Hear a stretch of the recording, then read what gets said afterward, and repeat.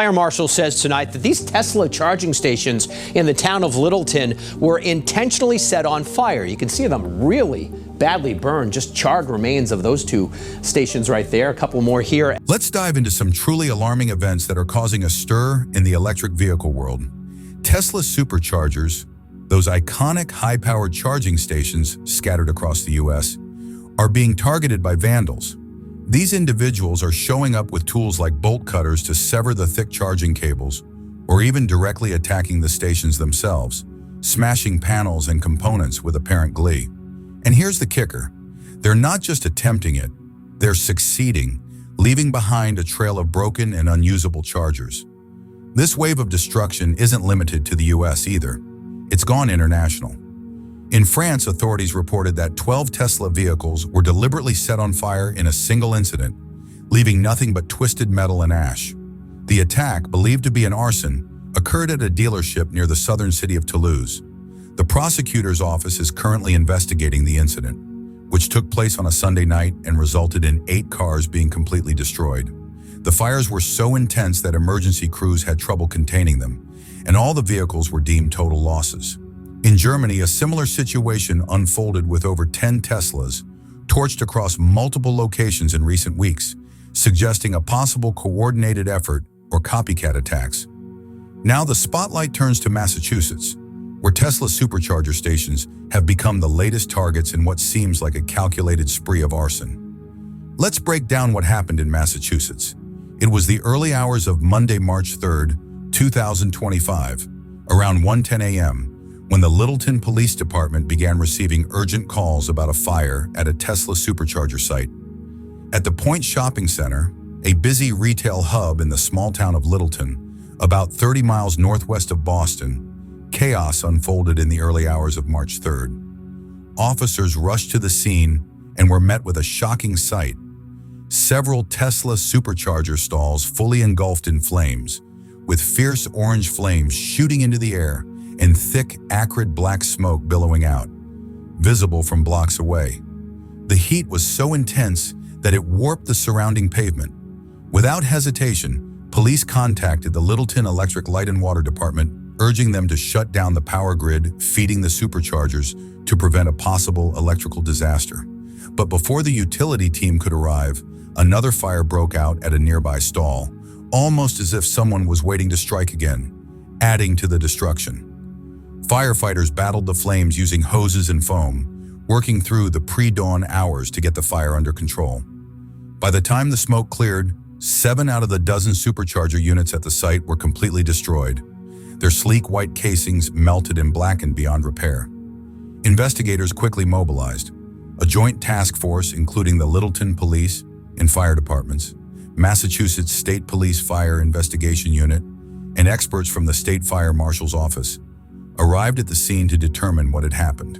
Their preliminary findings, released later that day, left no doubt. This was no accident. The fires were deliberately set, with evidence pointing to the use of an accelerant, possibly gasoline or something similar, to ignite the flames quickly and intensely. Security cameras at the Point Shopping Center also played a key role in the investigation.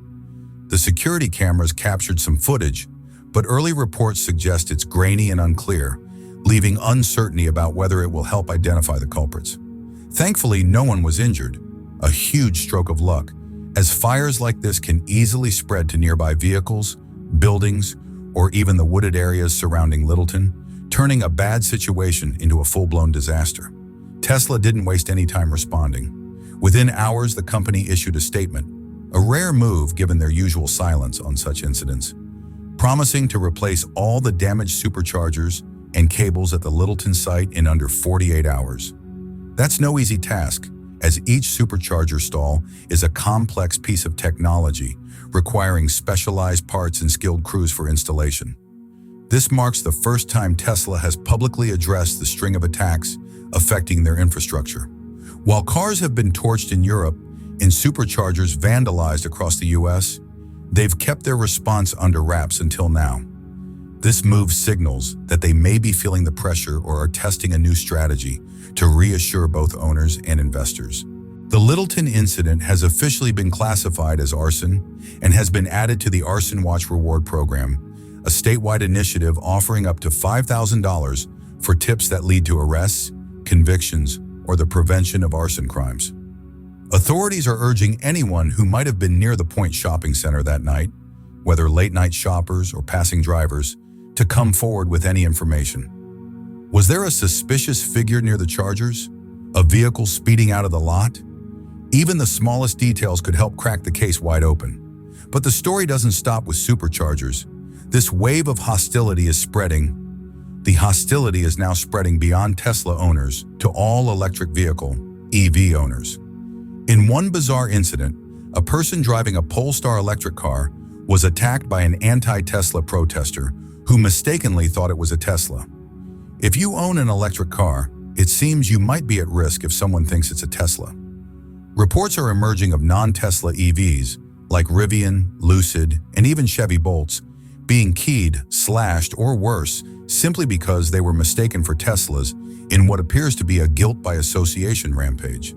The situation has gotten so extreme that some Tesla owners are making drastic moves, relocating from cities where they've received death threats linked to their vehicles. Imagine getting menacing calls or notes just because you own a Model 3 or a Cybertruck. It's a surreal turn of events, escalating the issue from vandalism to something far darker. What's fueling this intense backlash, both literal and figurative? Share your thoughts in the comments. The vitriol online has been growing stronger, with people posting venomous rants and threats they'd never dare to make in person. Social media seems to amplify this, providing both a megaphone and a shield for those spewing hate. The backlash against Tesla is clear and growing, likely resonating with millions. A lot of the anger is directed at Elon Musk, with many blaming his high-profile decisions, his dabbling in crypto like Dogecoin, and his controversial associations with figures like Donald Trump. It's a perfect storm of frustration aimed squarely at one company and its larger-than-life CEO. The unrest is evolving too. Protesters are organizing to swarm Tesla showrooms across the US and Canada, and there are scattered reports of Tesla owners facing harassment in places like California and Germany.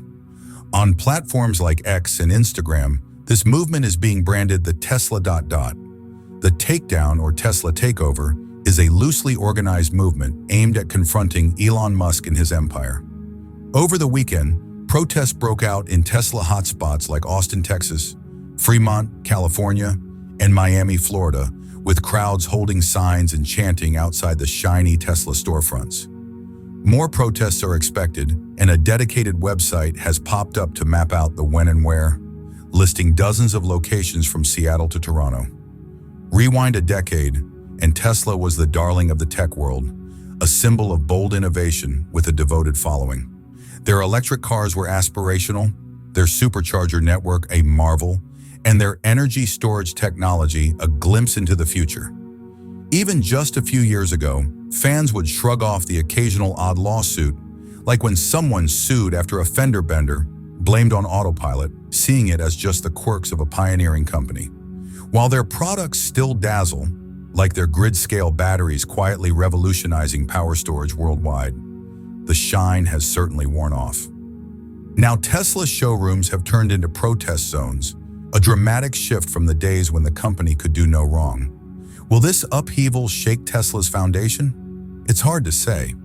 Musk might not be fazed by a dip in sales, as his focus seems locked on grander visions, like Mars colonies and AI breakthroughs.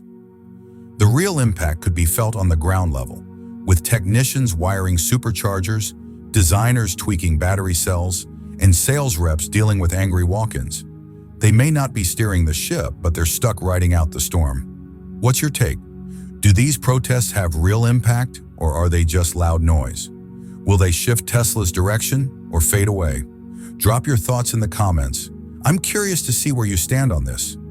And David, what do you think? Can you see these protests gaining traction? Right behind me, you can see that some areas are so badly burned that the Tesla logo is completely unrecognizable.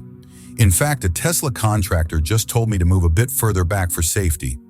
Here's what we know so far. There's a residential street just up the hill, and someone who was heading to bed late last night saw the flames down here and immediately called the firefighters. The firefighters have mentioned that they found some evidence suggesting